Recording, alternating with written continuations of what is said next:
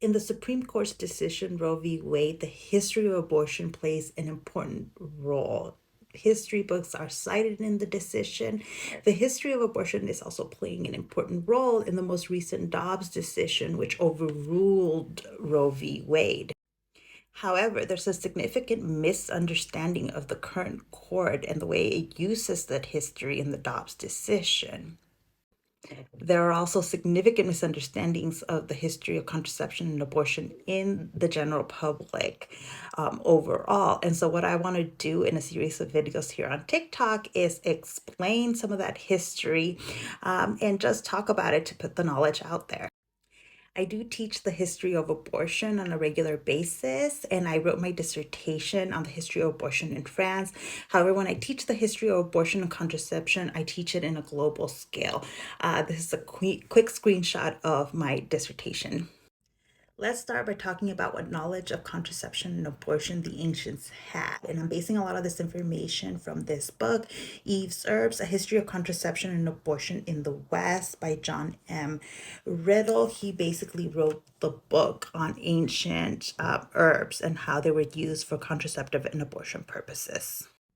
The main thing Riddle proves is that contraceptive and abortion knowledge existed in the ancient world. Now, some of the sources tend to be more modern in nature, but even so, there's evidence that that knowledge had been accumulated over the long term. So we know that ancient people knew how to limit the size of their families, either through contraceptive methods or abortion methods.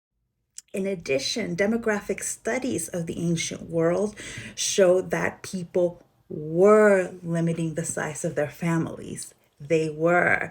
We know this through analyzing cemeteries, birth, death records, marriage records. Depending on what time period it is, the sources are different. But the demographic sources all tell us that people limited the size of their families.